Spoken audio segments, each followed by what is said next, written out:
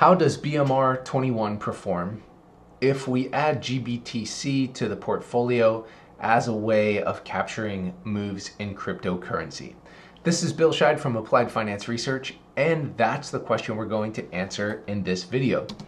A while back, I did a video on this topic, and so here we are looking at updated research, updated numbers through October 30th of 2024. So on the left here we have BMR 21 with no GBTC, and here on the right we have BMR 21 with GBTC added. GBTC is the Grayscale Bitcoin Trust ETF that tracks Bitcoin. A couple caveats here. First of all, GBTC only has data from 2015. So prior to 2015, which would be this point on the graph, it's just BMR 21 with the usual portfolio. And I should also clarify that the stats for BMR 21 with and without GBTC do not include sober or shorts. And we know that sober and shorts have a big impact on performance. They really boost performance. So these numbers here are without that on both sides. So it is an apples to apples comparison. So let's take a look at what we have. Without GBTC, our total return is 702.9. On the right, when we add GBTC, it jumps to 5,518. Quite a huge jump. Looking down here, our CAGR goes from 13.2% to 27.1%. Now, when we look at our maximum drawdown, we're not surprised to see that it goes up quite a bit.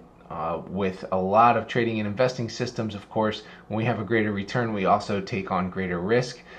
Here on the left, we have minus 34.3%. Of course, we can cut that quite drastically with the sober rule.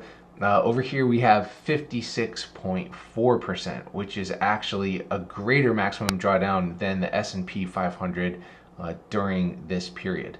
The other things I think are kind of eye-popping here is when we take a look at the best period. On the left, we had a month where we made 28.73%. So a period is a month, according to this analysis. On the right, we had a month where we made 127.71%. Now, of course, we are going to see larger worst periods. On the left, we have minus 12.85%.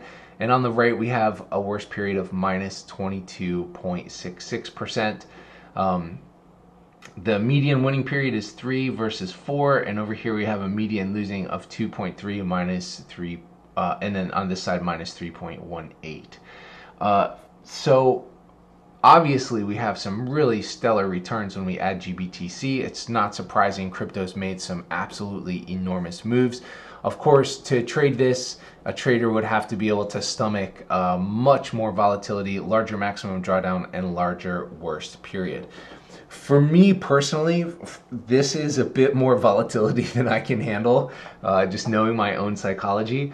So for me, I trade crypto, including GBTC, using the PRX crypto system. That's intraday plus swing, and there's also weekly variations for that. For me, just personally, psychologically speaking, that is a better fit. I think with the volatility of crypto, holding for an entire month is a little bit more than I can personally handle. That's just for me. That's not a recommendation. Your mileage may vary, but I do like to look at the numbers and just see how adding GBTC changes the performance of the portfolio.